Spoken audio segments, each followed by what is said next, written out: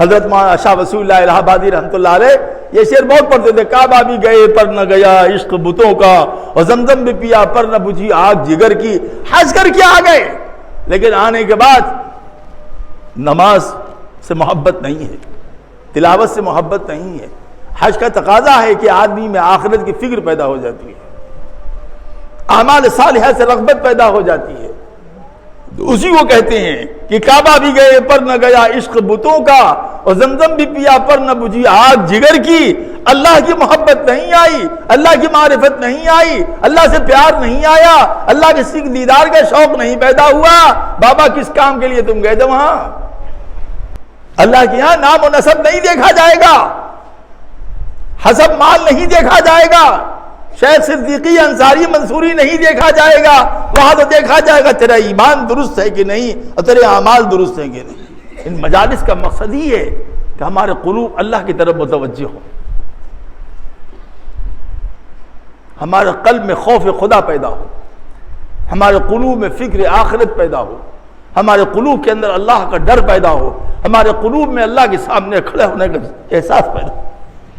اللہ تعالیٰ قرآن کریم میں فرماتے ہیں وَوُضِعَ الْكِتَابُ فَتَرَى الْمُجْرِمِينَ مُشْفِقِينَ مِمَّا فِيهِ وَوُضِعَ الْكِتَابُ فَتَرَى الْمُجْرِمِينَ مُشْفِقِينَ مِمَّا فِيهِ سب کے نام اعمال میدان محشر میں رکھے جائیں،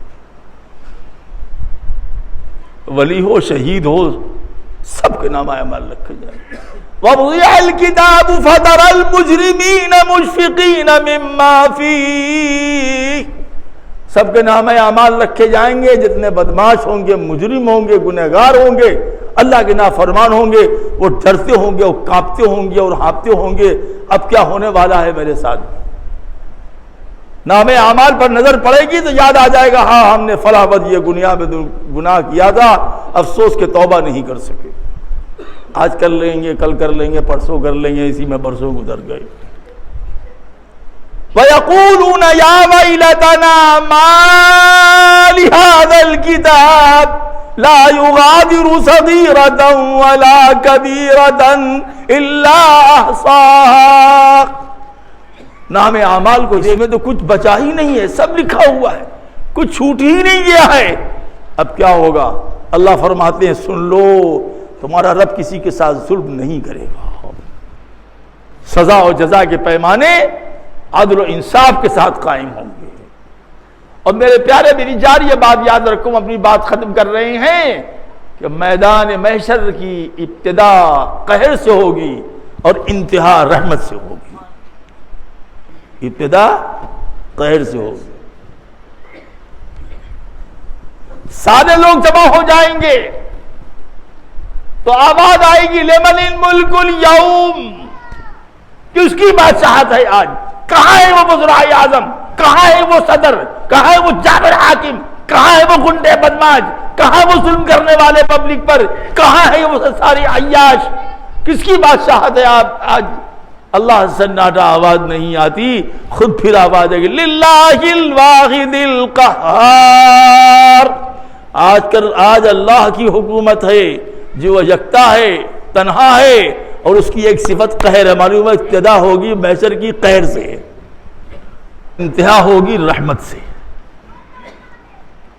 سرکار دو عالم صلی اللہ تعالی علیہ وسلم شفاعت و سفارش فرما کر نکال لے جائیں گے جتنے ان کے امتی ہیں۔ یا رب العالمین میرا کوئی امتی اب جہنم میں نہیں ہے۔ اللہ فرمائیں گے اچھا تو ہم چلتے ہیں۔ رب العالمین کی رحمت دیکھیے، رحمت للعالمین کہیں گے اے اللہ میں نے سب کو نکال لیا، اتنے کالے تھے ان کے چہرے اور دل سیاہ، زمزم سے دھو کے سب کو نورانی کر دیا ہے، اب جہنم میں میرا کوئی امتی نہیں بچا۔ اللہ فرمائیں گے تیرا امتی نہیں بچا لیکن میرا بندہ بچا ہوا ہے۔ ایسے بندے بچے ہوئے ہیں جن کے ایمان کو صرف میں جانتا ہوں۔ حدیث میں آتا ہے اللہ تعالیٰ خاص توجہ جہنم پر فرمائیں گے تو جہنم سے بہت سے چہرے نکلیں گے جو بالکل سیاہ ہوں گے. اللہ فرمائیں گے یہ ایمان والے ہیں، ان کے ایمان کو صرف میں جانتا تھا، یہ مشکل حالات میں کلمہ پڑھتے تھے، عمل نہیں کر سکے، ایمان کی روشنی ان کے قلب میں ہے، نکالو ان کو اے میرے نبی زمزم سے دھلاؤ اور جنت میں پہنچاؤ. ابتدا ہوگی قہر سے، انتہا ہوگی رحمت سے. خوف پیدا کریں، ڈریں اور اللہ سے اچھی امید رکھیں. الایمان بین الخوف والرجا، ایمان نامی اللہ سے ڈرنے کا اور اللہ سے امید رکھنے کا. امیر المومنین سیدنا عمر بن الخطاب رضی اللہ تعالیٰ عنہ فرماتی ہیں کل قیامت میں اگر یہ اعلان ہوگا سب جہنم میں جائیں گے، سب جہنم میں جائیں گے، ایک آدمی جنت میں جائے گا تو مجھ کو امید ہے کہ وہ عمر ہوگا جو جنت میں جائے گا. یہ اللہ کی رحمت کو امید. اور یہ اعلان ہوگا کہ سب جنت میں جائیں گے، ایک جہنم میں جائے گا تو ڈر لگتا ہے کہ عمر ہی کہیں نہ ہو. یہ پیمانہ دیا نبی کریم صلی اللہ علیہ وسلم کے اصحاب نے ہمیں کہ ہم ڈریں، گناہوں سے بچیں، اللہ کی رحمت سے امید رکھیں، اپنی مغفرت کے آثار، مغفرت کے اعمال کریں. ہمیں چاہیے کہ ہم ایک اچھی پرسکون زندگی گزاریں، اللہ کے حکموں پر عمل کریں، اپنی ہر کام کو اللہ سے رجوع کریں، اپنے ہر بات کو اللہ کی طرف رجوع کریں، ہر معاملات میں اللہ کی طرف پہلے متوجہ ہوں. آج نہیں تو کل اور کل نہیں تو پرسوں اللہ رحمت کے بادل برسائے گا، مصیبت کے بادل چھاٹے گا اور رہو گے اس طریقے سے پرسکون زندگی رہے گی. بیمار پڑو گے لیکن قلب کا سکون نہیں جائے گا. یہ ہے ایمان کی پہچان. ہمارے حضرت رحمت اللہ علیہ کا انتقال ہوا جمعرات کے دن، جمعے کی شب میں 11:55 اور 55 پر ایسے لیٹے ہوئے تھے. فرمایا ٹوپی درست کر دو، چہرہ قبلے کی طرف کر دو. پوچھا حضرت کیا حال ہے؟ تو ایسے کیا، ہٹ جاؤ. فرمایا میرے اور میرے رب کے درمیان میں اب کوئی پردہ نہیں ہے، میرے اور میرے رب کے درمیان میں اب کوئی پردہ نہیں ہے، بس میں وہیں جانا چاہتا ہوں. لوگ سمجھ گئے کہ آخری وقت ہے، کوئی کلمہ شہادت پڑھنے لگا، کوئی سورہ یاسین پڑھنے لگا. حضرت رحمت اللہ علیہ نے ایک مرتبہ کہا اشہد ان لا الہ الا اللہ وحدہ لا شریک لہ واشہد ان محمدا عبدہ ورسولہ، گردن دبک گئی. یہ ہے ایمان. ایسا ہوتا ہے ایمان پر خاتمہ. اللہ ایسا ایمان ہم کو نصیب فرمائے اور حسن خاتمہ کے دولت سے نوازے.